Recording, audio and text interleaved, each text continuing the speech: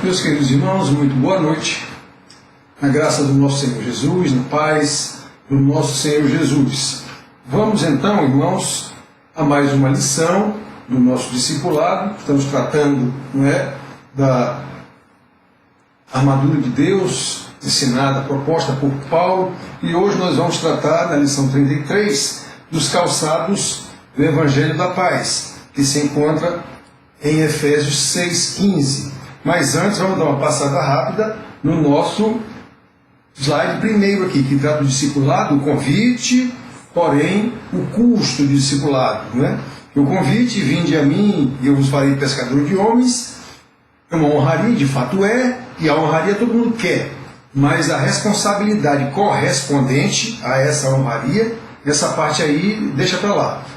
Jesus mesmo disse: se alguém quiser vir após mim, negue-se a si mesmo, o que quer dizer, deixe de fazer a sua vontade para fazer a minha vontade, tome a sua cruz. Não há condição, é incondicional a obediência. O que eu vim fazer aqui, o que o Pai mandou, é o que eu vou ensinar a vocês. Então nós temos que lembrar desses detalhes, irmãos. Então nós temos aqui Efésios 6,15, que diz assim, para a gente lembrar: calçai os pés com a preparação do Evangelho da Paz. Nós estamos tratando aqui, do discipulado que Paulo estava dando a esses irmãos novos cristãos lá de Éfeso, ensinando a eles de novo uma carta, depois de ter sido já o fundador da igreja, pastoreou aquela igreja durante 3 anos, cerca de 3 anos, e agora, por causa dos ensinamentos dos falsos mestres infiltrados na igreja, ele estava de novo discipulando e disciplinando os irmãos, porque havia necessidade disso. Então, irmãos, vamos tratar hoje desse assunto, e vendo, como fala da paz, o Evangelho da Paz, nós vemos hoje, todos nós temos plena consciência disso, o mundo vive um verdadeiro caos.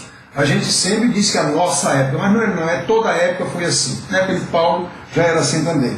Mas de fato a situação está caótica, Diariamente assistimos pelos diversos meios de comunicação, seja televisão, seja Zap, o que for, Google, seja lá o que for, as redes sociais, uma desgraça em séries. Às vezes eu estou com Margarete, minha mulher, vendo um jornal, começa a ver um jornal, e depois de algum tempo eu chamo a atenção de: Marga, você percebeu que até agora todas as notícias foram só desgraça? Não tem uma única mensagenzinha que seja positiva ou que encoraje a gente a alguma coisa, é só desgraça. Pois é, irmão. Atualmente a principal das desgraças é a pandemia da Covid-19, ceifando milhares de vidas mundo afora. Vemos isso toda hora que ligar a televisão também. E isso está acontecendo em todas as partes do mundo. Muito bem. Então, a propósito desse assunto, já tratamos disso aqui em aulas, em lições, em pregações. A propósito desse assunto, nós ouvimos pregações e mais pregações, convocações e mais convocações para jejuns, orações, sempre clamando pela misericórdia de Deus sobre o seu povo. Então, é a tal igreja, dita povo de Deus, clamando para Deus nos livrar da Covid-19. Muito bem, seu povo. Agora, raramente se ouve algum líder desse povo de Deus chamando pecadores ao arrependimento, alertando para o juízo de Deus, falando sobre a providência de Deus sobre todas as coisas, e especialmente apresentando o Senhor Jesus como o único capaz de resolver o problema do mundo, entendido que esse problema do mundo é o pecado. Não é Covid-19, não é vulcão, não é furacão, não é maremoto. Isso tudo são consequências. Então o problema do mundo é o pecado, e a solução para isso é o Senhor Jesus Cristo, conforme a pregação dos apóstolos lá em Atos. Arrependei-vos o tempo inteiro. Arrependei-vos. E agora, uma vez esses irmãos arrependidos e agregados a uma igreja, bagunçaram o ensinamento dos apóstolos, dos falsos mestres, nenhuma novidade hoje em dia, e Paulo nessa carta está, em todas as suas cartas, está tentando recolocar os irmãos no trilho, na pregação correta, na graça do Senhor Jesus, na providência do Senhor Deus, o tempo todo. Suas cartas tratam disso, todas elas. É disso que está tratando nessa aqui também. Muito bem, essa lição trata do terceiro elemento da armadura do Espírito que ele mesmo propõe, ele mesmo ordena lá aos cristãos de Éfeso, não é? A fim de que eles se preparem para a batalha espiritual. Não é coisa simples, não é coisa humana, digamos assim, não é? Nada mais é essa batalha espiritual do que a nossa vida, como luz em um mundo trevoso, em um mundo de trevas. É só isso como está falando aqui. Então, como ele diz logo desde o início lá, depois que ele ensina tudo, a gente vai tratar disso já agora, mas eu vou ler essa parte aqui para a gente ver. Desde o 10, cadê? 6, 10. Quanto ao mais, ou seja, depois do ensinamento que ele já deu, a gente vai já falar disso aqui, sede fortalecidos no Senhor e na força do seu poder, revestivos de toda a armadura de Deus. É disso que nós estamos tratando, dessa já é a terceira aula. Revestivos de toda a armadura de Deus para poderdes ficar firmes contra as ciladas do diabo. É disso como está falando aqui. Porque a nossa luta não é contra o sangue e a carne, e sim contra principados e potestades, contra os dominadores desse mundo tenebroso, contra as forças espirituais do mal nas regiões celestes. Portanto, tomai toda a armadura de Deus, para que possais resistir no dia mal, e depois de teres vencido tudo, permanecer inabaláveis. Estai, pois, firmes, cingidos com a verdade, já vimos o cinto sobre os lombos, vestidos da couraça da justiça, já vimos a proteção para o peito, o tórax e aqui o abdômen, e agora calçai os pés com a preparação do Evangelho da paz. Se der tempo, tem que terminar a aula. Na próxima nós trataremos, não é, do escudo. Né? Vamos ver aqui. Então, irmãos, esse elemento, o terceiro, Paulo nomeia como calçados, né?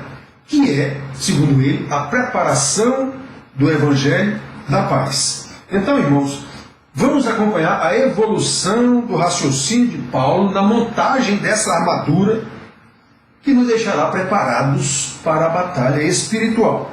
Ele começou, já disse, com a verdade, o cinto, cingindo-vos com a verdade.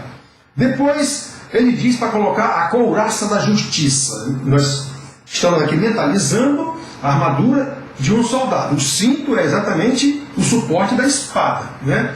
E que segura aqui também a couraça aqui embaixo. Então, agora a couraça, que protege desde o pescoço aqui, o tórax e as costas também, porque é tipo uma blusa feita de malhas de ferro, ou de bronze total, ou de ferro, antes de um couro muito forte, mas normalmente é de bronze ou de ferro, uma malhazinha, né? Muito bem.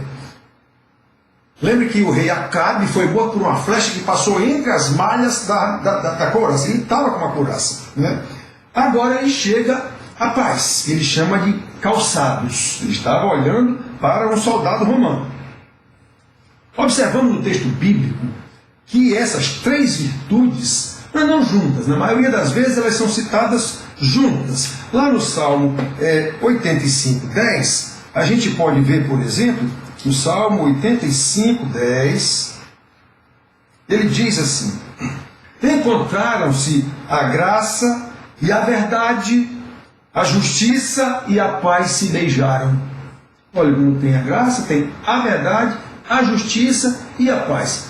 Obviamente, irmãos, no ensino é necessário que se separem essas coisas, que se separem as virtudes de Deus, que se separem os atributos de Deus, mas eles são todos entrelaçados como um sistema.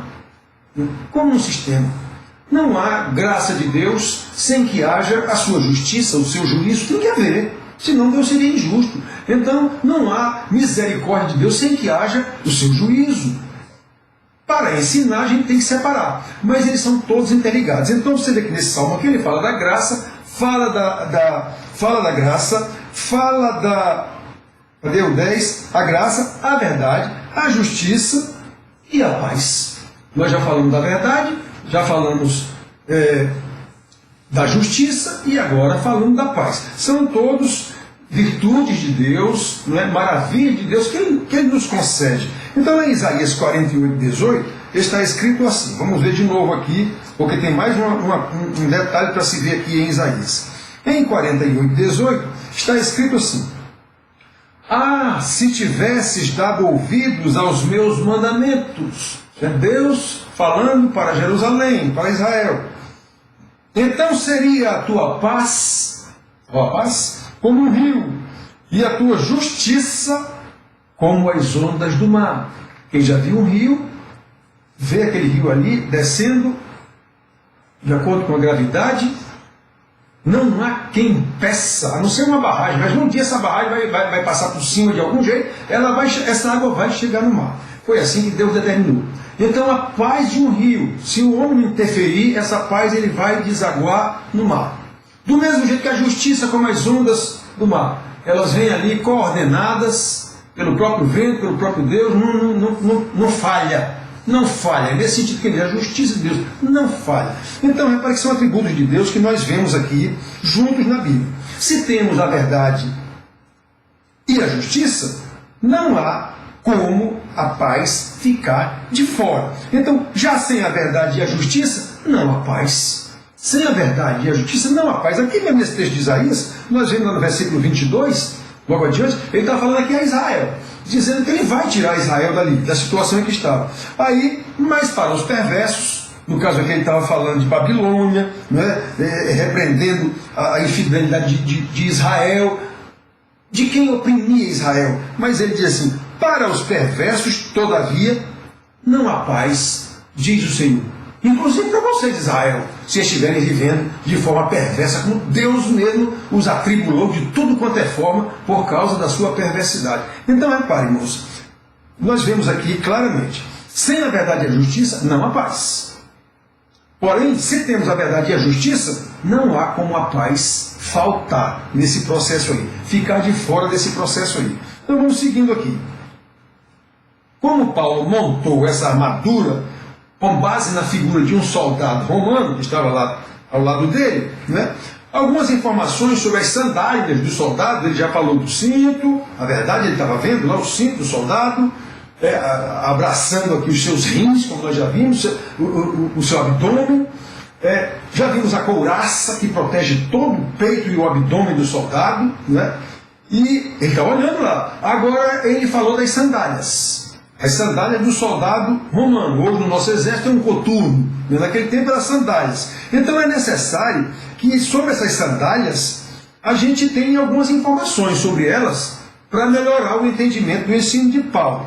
Elas eram resistentes o suficiente, obviamente, para dar proteção aos pés do soldado. O soldado em batalha, ele tem que estar bem protegido nos seus pés. Elas eram maleáveis o suficiente também para que desse mobilidade, para que o soldado não fizesse travado. Se ele tivesse trepado num tamanco de ferro, de pau, daqueles que as mulheres usam, desse tamanho, mulher é um ser especial, porque andar em cima de um cepo de pau daquele desse tamanho e andar com graça, só mulher mesmo.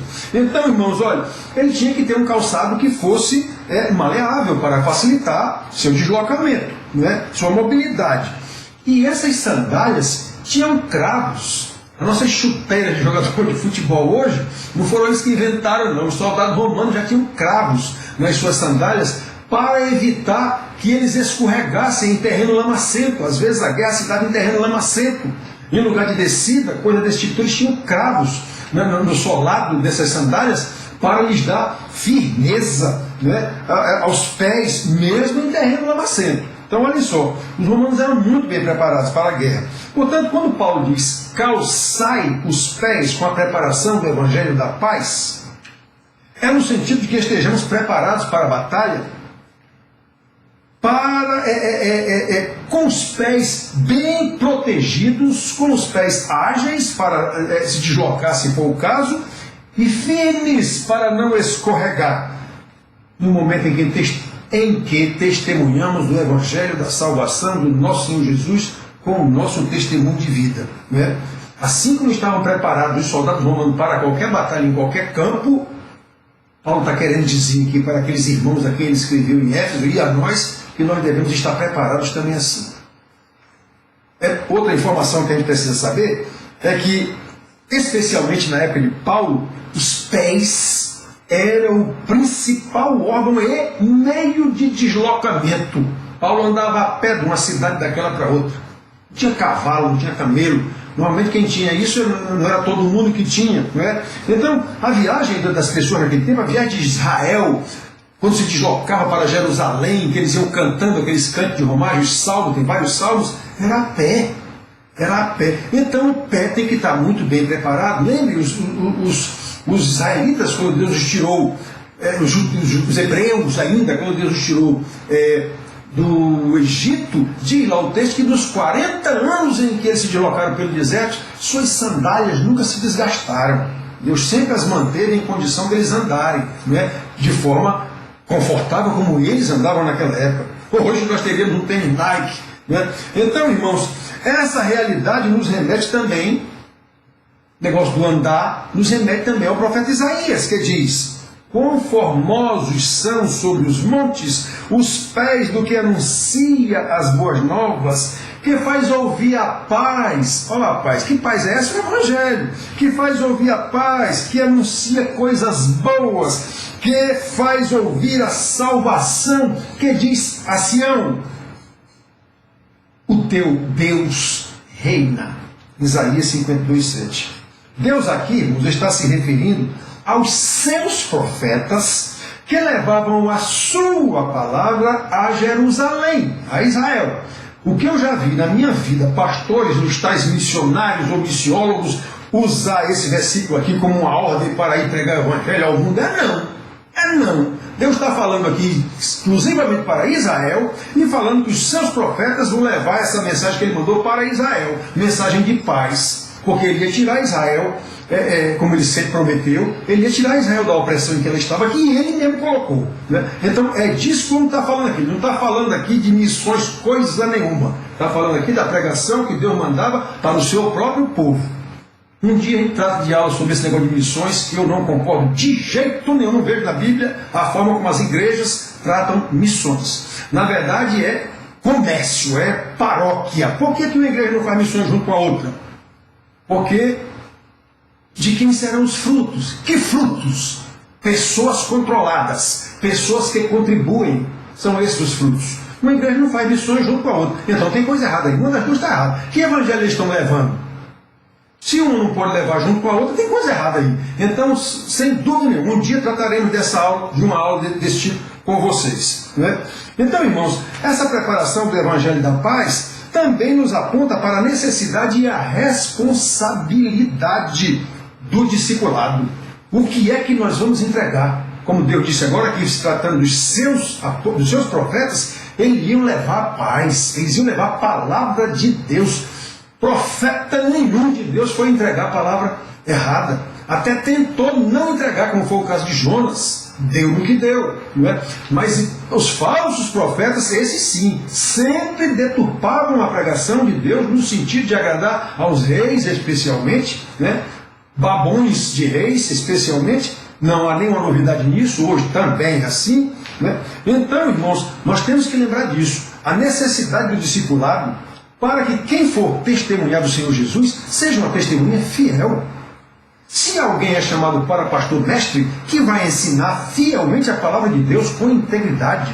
Se alguém recebeu o dom de evangelista, vá levar o evangelho a quem ele foi mandado, mas o evangelho com verdade, honesto. E não com a história de Deus quer te salvar, Deus quer te ajudar, Deus quer melhorar a tua vida, como nós vemos nas pregações. Muito bem, irmãos, é exatamente isso que o apóstolo está fazendo com aqueles irmãos efésios, novos cristãos, e a nós, para que estejamos preparados para testemunhar o Evangelho da Paz com integridade, com honestidade, em qualquer circunstância, fortalecidos no Senhor e na força do seu poder, como ele começa a dizer aqui no versículo 10, do capítulo 6. Então, de acordo com a carta, em todo o ensino anterior do apóstolo, a força do cristão é medida pela sua obediência, pela sua lealdade ao Senhor em todas as áreas da sua vida. É disso que a carta trata. Essa carta de Efésios é primorosa, no sentido de ensinar a igreja.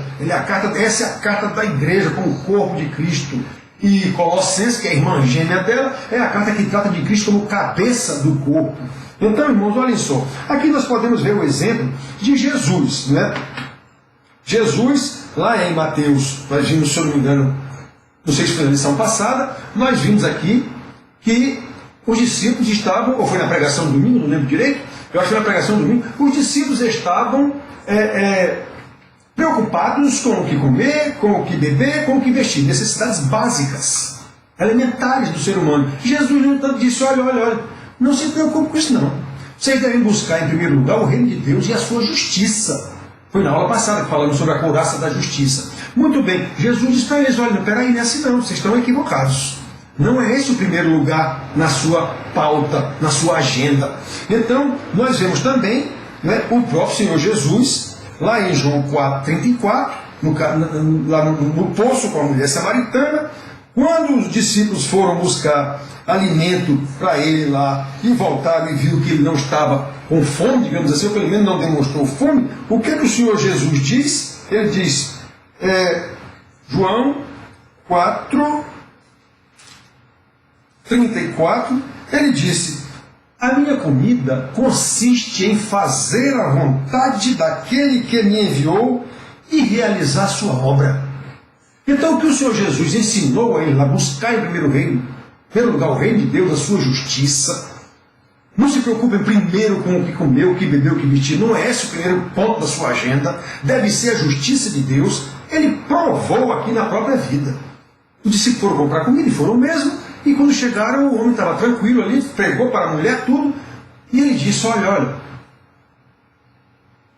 a minha comida consiste em fazer a vontade daquele que me enviou e realizar a sua obra. Então, esse é o primeiro lugar. Obediência ao Senhor, lealdade a quem Ele mandou, e Ele vai nos conduzindo no que nós temos que fazer. Né? Ele vai nos conduzindo naquilo que nós temos que fazer. Só temos que confiar, obedecer e confiar. Muito bem, logo, seguindo o ensino do mestre, o apóstolo agora apresenta de forma analítica, digamos assim, na vida dos irmãos daquela igreja, como a preparação do Evangelho da Paz. Ele está dizendo que vocês vão seguir com essa armadura que ele bolou na hora olhando para o soldado, vocês vão ter que estar com o cinto da verdade, protegidos, aqui nos seus lombos, vocês vão ter que estar com a couraça da justiça, como um soldado romano preparado para a batalha, e vocês vão ter que estar com o Evangelho, preparação do Evangelho da Paz. Ele já havia ensinado para trás, ele já havia ensinado tudo como é que os irmãos devem se comportar em qualquer situação, como nós vamos ver. Agora ele estava apenas, digamos assim, sintetizando tudo na armadura de um soldado. Como ele já havia ensinado, os irmãos deviam buscar o enchimento do Espírito Santo, que nos leva a discernimento totalmente diferente de quem está cheio de vinho. Como ele diz, não vamos se encher de vinho. Vinho é dissolução, o cara bêbado não está ativo, ele não domina suas faculdades, perdeu suas faculdades mais nobres. Então ele está dizendo, ao contrário disso, se encham do Espírito Santo, falando com salmos, hinos, cantos espirituais, ele diz tudo. Depois no 21, ele diz que tudo isso sempre no temor do Senhor, o que implica a obediência. Essa é a chave. O que implica a obediência ao Senhor. Essa é a chave do negócio. Então ele passa a dizer que o cristão deve ser obediente na igreja. Nós vemos lá em Efésios 4, de 1 a 16, ele trata disso, dá para a gente ver. O cristão deve ser obediente no mundo, nas suas relações com o mundo. Efésios 4, 17 até 5, 21, como é que a gente deve se comportar para o mundo ver. Né? Ele mostra lá que o cristão deve ser obediente no lar. Aí ele passa a falar, começando sempre daquele que deve submissão. Começando pela mulher, deve ser submissa ao marido. O marido deve amá-la acima de tudo, como Cristo amou a sua igreja, inclusive a santificou, sacrificando-se por ela. Ele deve se dar tudo. Depois, os filhos devem submissão aos pais, como está escrito lá na lei.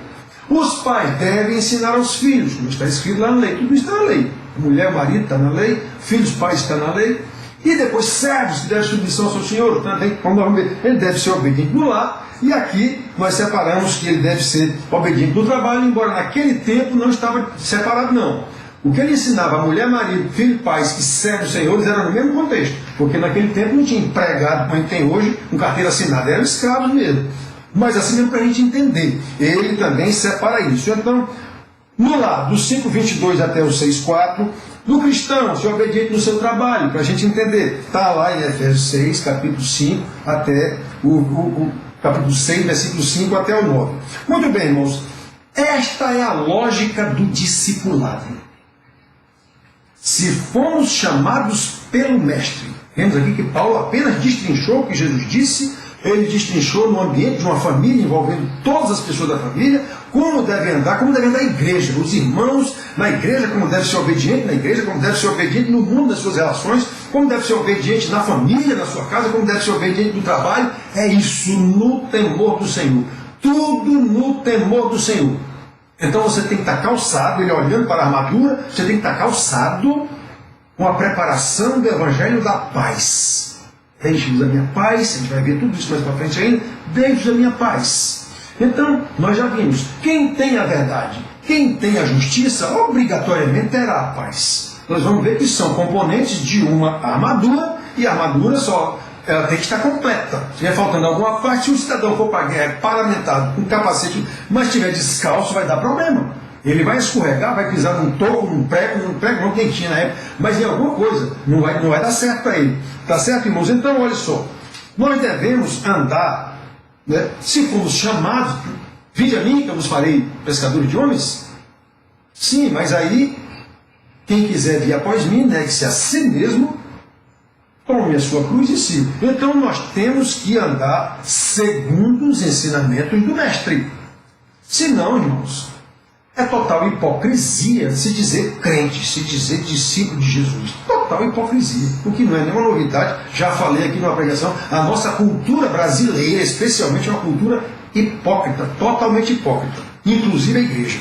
Então, irmãos, todas as nossas ações, todos os nossos relacionamentos devem seguir a oração do Espírito Santo, como ele disse lá. Agora nós lemos aqui no versículo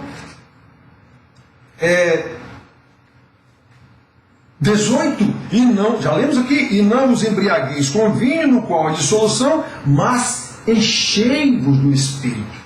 Isso é uma ordem do apóstolo. Ora, nós não somos crentes, nós não fomos chamados pelo Mestre. Nós não sabemos o que foi que o Mestre requereu, digamos, de nós. O apóstolo já ensinou, quando nós nos convertemos, fomos convertidos num chamado ao arrependimento, invariavelmente já entendemos que somos pecadores miseráveis, e o Senhor, pela sua misericórdia, nos tirou dessa miséria e agora nos conduz em triunfo. Que triunfo? No Malafaia? Não, é triunfo na direção da Israel, de Jerusalém Celestial, é em direção ao nosso Senhor, é esse o triunfo. Não interessam as circunstâncias que nós vamos passar nesse mundo.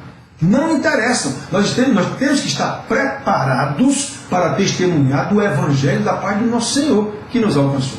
Como Paulo, o homem era de cidade em cidade, varada, prisão, cadeia, fome, frio, e alegre no Senhor. Mesmo dizendo que chegou a desesperar da própria vida. Tamanhas foram as tribulações, está lá em 2 Coríntios, capítulo 1, versículo 8. Então ele passou por tudo isso, mas nunca perdeu a paz. Embora nós vemos que essa paz é a paz no sentido da salvação, porque nós vemos como quando ele estava lá em Troade, que mandou uma situação lá, ele mandou, eu não sei se foi Timóteo ou Tito, levar uma carta aos Coríntios, está lá dizendo que ele ficou numa angústia total. Enquanto Tito não chegou, eu acho que foi Tito, ele estava angustiado sem sossego, então ele estava sem paz. Então, mas isso são coisas que a gente vê no relato bíblico, porque nós somos seres humanos. Paulo não era nenhum anjo do céu, era um ser humano. Arrogante, como sempre foi, como fariseu, e Deus foi quebrando exatamente essa arrogância dele, como ele mesmo diz lá no espinho da carne, para que eu não me ensoberbecesse. Porque ele era soberbo, como todo fariseu, né? Então, irmãos, todas as nossas ações, todos os nossos relacionamentos devem seguir a orientação do Espírito Santo. Para isso, a ordem anterior lá, enchei-vos do Espírito. Ao invés de encher-se de vinho, enchei-vos do Espírito. Seja no mundo, na relação comum, seja na igreja, na nossa comunhão com os irmãos, seja na família, que nós somos responsáveis, enquanto pais, mães, somos responsáveis pela casa, especialmente os pais, seja no trabalho, como Paulo explica, se nós somos senhores, ou patrões na nossa realidade, quem nos deu essa condição de ser patrão foi Deus. E foi Deus quem colocou aquele empregado na condição de empregado para trabalhar para a gente. Então eu tenho que me lembrar disso. O meu Senhor é o Senhor dele também. Do mesmo jeito, eu tenho que tratá-lo com justiça. Exatamente a justiça que deve estar em mim. Eu tenho que tratá-lo, com a verdade do Senhor, o meu cinto. Eu tenho que tratá-lo com a paz do Senhor. Os irmãos pentecostais, normalmente, tem um negócio de encontrar outra paz do Senhor, irmão. Ele acha que isso ele está dizendo alguma coisa. Né? Quando Paulo diz que nós devemos encontrar os irmãos e tratar desses irmãos com a paz do Senhor, não é dizer para o irmão a paz do Senhor, não é a paz que está em mim. Então eu vou tratar esse irmão, vou encontrá-lo, cumprimentá-lo com a paz que está dentro de mim. Não é dizendo para ele a paz do Senhor, não. Se ele tivesse dito com o amor do Senhor, você ia dizer, amor do Senhor, irmão. Isso é falta de entendimento, é a paz que está em mim. É essa paz aqui que eu devo estar calçado. Eu estou com a paz do Senhor em mim. Então quando eu cumprimentar alguém, é nessa paz do Senhor. Não é dizendo para o irmão, paz do Senhor, irmão. Tem nada a ver. Isso é falta de conhecimento, não é? Falta de entendimento, falta de interpretação do que está escrito. Então, irmãos, em qualquer situação, devemos estar preparados, calçados, não é? Com a proteção, com a mobilidade e com a firmeza do Evangelho da Paz. Como naquele tempo os pés, como eu já disse, era o principal meio de locomoção das pessoas, ele quer dizer, para onde você for, para onde você se dirigir, vá na paz do Evangelho de Cristo, levando essa paz. Não é dizendo, como eu repito, não é dizendo para os outros a paz, irmãos, a paz. Não, essa paz está em você. Você faz parte dessa paz de Jesus que o atingiu e que agora habita em você. É isso que o homem está falando aqui, que nós devemos ter calçados, digamos assim, protegidos com o Evangelho, no sentido de que tenhamos mobilidade. No caso eles andavam a pé, hoje a gente anda de avião, de carro, de asa delta, de tudo quanto é tipo, de tudo quanto é jeito, né? E anda até sem sair de casa pelos meios de comunicação. Pois é, nesses meios de comunicação você deve transmitir sempre, no que você escreveu, o que mandar, você deve sempre transmitir essa paz do Evangelho de Cristo. Não é escrevendo a paz de Cristo, não é transmitindo o que você diz. Essa pessoa vai ter que, ela poderá, se for o caso, perceber que você é uma pessoa que transmite a paz de Cristo. É disso que o homem está falando. Então, irmãos, isso é o nosso testemunho como discípulos do Mestre. É disso que Paulo está falando aqui, é isso que ele está ensinando. Ele já havia ensinado tudo isso aos irmãos ao longo da carta, não é? Nós já vimos aqui, ele já havia ensinado tudo isso. No final desse estudo aqui, se for o caso, quando formos para o último elemento, né? Que depois disso, eu lembro que ele fala que isso tudo, uma vez paramentado com essa armadura, ela deve estar muito bem azeitada, digamos assim, com a oração no Espírito, para fechar, digamos assim, a sua proteção total, né? Não é contra as agruras do mundo, contra a Covid, não. É proteção contra o pecado, contra qualquer coisa relacionada ao pecado. É vida de santidade. É isso, como discípulo de Cristo. É disso que ele está falando. Então, depois, se for o caso, a gente faz um breve resumo da carta dos Efésios, o que foi que ele tratou, como ele tratou aquilo ali, quem nós éramos, como Deus nos salvou, como ele nos adotou, agora fazemos parte da família de Deus, e assim por diante, sabe? A gente vai ver isso aí, como foi que ele fez até chegar nessa armadura aqui e terminar, como eu disse, com a oração. Tudo isso muito bem azeitado, muito bem lubrificado, essa armadura, com o azeite da oração, o tempo inteiro, a intimidade com o Senhor. É disso como está tratando aqui, irmãos. Então terminamos de ver hoje aqui os calçados, o que ele chamou de os calçados do Evangelho da Paz, que nós já vimos aqui em 2 textos bíblicos, que eles sempre estão juntos e tem que estar. Se você tem a verdade, que é o Senhor Jesus, também tem a paz. Ele diz que ele é a verdade, ele diz que ele é a paz. Se você tem a verdade, tem a justiça, porque Jesus é a justiça de Deus, exatamente manifestada aqui entre nós. A sua justiça, inclusive, nos foi creditada, já vimos, nos foi imputada e nos foi concedida exatamente para que a gente ande em santidade de vida, e isso é a paz. Aí nós vamos ver depois o escudo, nós vamos ver a espada do Espírito também e o capacete da salvação. Nós vamos ver ainda esses 3 elementos para a gente terminar a nossa armadura do Espírito, a armadura de Deus, como Paulo a visualizou naquele momento ali, acorrentado, amarrado, sei lá, a um soldado, depois de explicar tudo na carta que ele escreveu aos irmãos, ele disse, deixa eu colocar isso de forma prática, de uma forma para os irmãos entenderem melhor. Aí fez esta metáfora da armadura de Deus, a armadura do Espírito, para que os irmãos e nós, que chegou a nós aqui, graças a Deus, a salvação, andemos desse jeito. totalmente paramentado no sentido de não sermos atingidos pelo maligno, pela força do pecado, pela concupiscência que ainda está em nós, nos olhos da carne, né? E assim, irmãos, nós vamos testemunhando da glória do Senhor que está em nós e se manifesta através de nós, para que o mundo saiba que Deus enviou o seu Filho, que é a verdade, é a paz, é a justiça, é a salvação, é tudo isso. E ao tempo em que o mundo toma conhecimento disso, Deus agrega todos aqueles que vão sendo salvos. Como está escrito lá em Atos, no início da igreja, que Deus, incluía a cada dia os que iam sendo salvos, incluía na igreja que estava se formando naquele momento, versículo 47, Atos 2, 47. E Deus, o povo vendo como aquele povo de Deus vivia, e a cada dia Deus lhes acrescentava. Quem pregava? Os apóstolos. Está lá dizendo, os apóstolos pregavam, oravam, e a cada dia Deus acrescentava aos primeiros irmãos os que iam sendo salvos. É assim, irmãos, essa é a nossa pregação, esse é o nosso testemunho, é assim que a igreja deve viver para louvor da glória do Senhor. Muito boa noite, até a próxima aula, fiquem com Deus, um beijo do velho pastor.